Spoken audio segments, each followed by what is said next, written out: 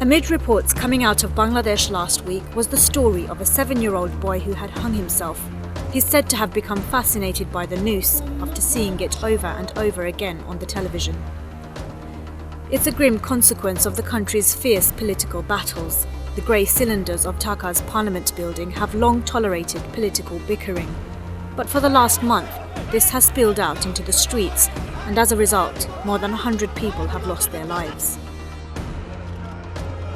It's a result of this, a domestic court which has been set up to try alleged war criminals from Bangladesh's 1971 liberation struggle. The men in the dock stand accused of committing murder, rape, and forcing Hindus to convert to Islam.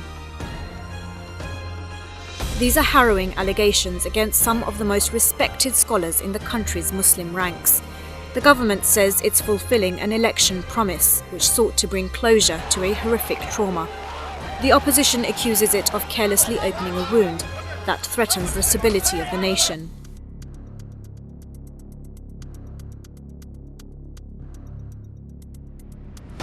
In our special report on Bangladesh tonight, we ask, are the defendants getting a fair trial? Is this really about delivering justice? Or is this courtroom an orchestrated chess game where the government gets to call all the moves and wipe out its enemies? One member of cabinet actually stated that anyone who gives evidence for Saidi will be considered to be a traitor of the nation and will be dealt with by the public accordingly. So that's the kind of environment that we were forced to operate under. The banner for the International Crimes Tribunal looks anything but impressive. As if hastily put together, it stretches above an area where security men monitor entrance to the court. Critics say the tribunal itself has been set up in pretty much the same haphazard manner. Since its creation in 2010, it's been mired by accusations of political interference and sleaze, not the kind of justice you want from a court hearing some of the most historically significant cases. In 1971, the then East Pakistan fought a bloody independence struggle after accusing West Pakistan of centralizing power. In the 9 months of fighting, Bangladesh says 3 million of its people were killed and 200,000 women raped. Roughly 8 million Bangladeshis were displaced. But the scale of the Pakistani army's attack can't be explained with just numbers on a screen. Watch it, this one's going!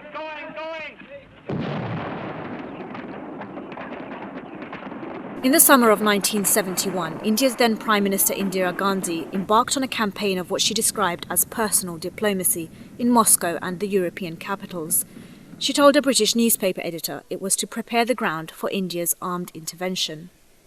The strategy worked, and on December 16th, Bangladesh, with the help of India, celebrated independence.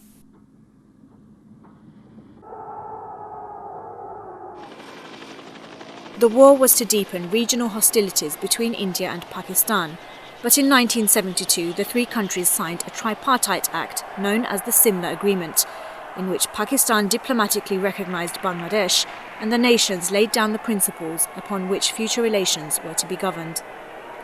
The Simla Accord made no mention of prisoners of war, but a 1974 supplementary agreement paved the way for repatriation. Subsequently, civilians captured in East Pakistan were released and over 90,000 Pakistani military prisoners of war returned home. Among them 195 officers accused of war crimes or genocide. These men never stood trial.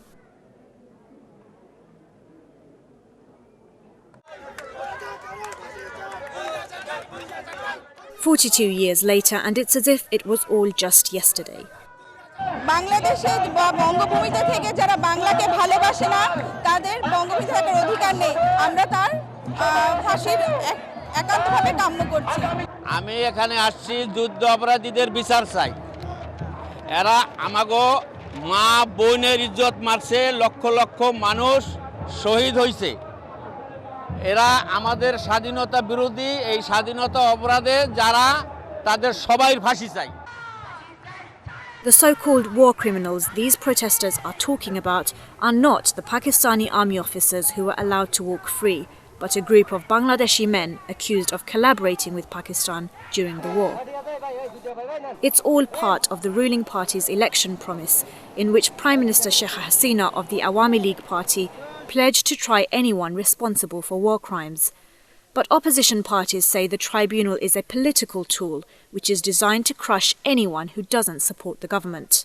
But unfortunately, Sheikh Hasina has taken a very rigid line. She is not listening to any side, any complaint or any sort of appeal. She is determined, and all these, the tribunals, and it was prefixed. Judges, investigators, prosecutors, they had some sort of a political affiliation with Awami League, and this is what the opposition parties are complaining.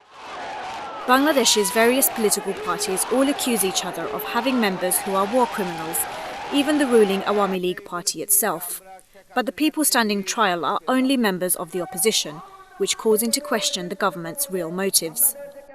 Perhaps the most shocking names are a group of conservative men who belong to Jamaat-e-Islami, the country's largest Islamist party. The group campaigned against the independence war, but denies committing any atrocities. It's a key ally of the country's largest opposition group, the Bangladesh Nationalist Party. The men at the centre of this so-called trial are household names, renowned for their knowledge of Islam and respected throughout the world's Muslim communities. They include Delwar Hussain Sayyidi, a 73-year-old scholar who joined the party in the late 70s and who's previously not been listed as a suspected war criminal. Prosecutors said Sayyidi was involved in the deaths of 3 people and that he'd led the Pakistani soldiers to kill dozens of others. They also accuse him of forcing 150 Hindus to convert to Islam. Sayyidi, who was a teacher at the time, denied all the accusations against him. Indeed, he's previously won 2 election victories in a largely Hindu area. Last month he was convicted and then sentenced to death. The decision sparked off protests across Bangladesh and beyond. He has been convicted to the highest as the death penalty, and the other out of 20, 8 charges have been proved without reasonable doubts. Sayyidi's case raises particular alarm for human rights campaigners who say the death penalty shouldn't be used in a case which hasn't been fair. One of the most concerning, for example, is the use of the death penalty.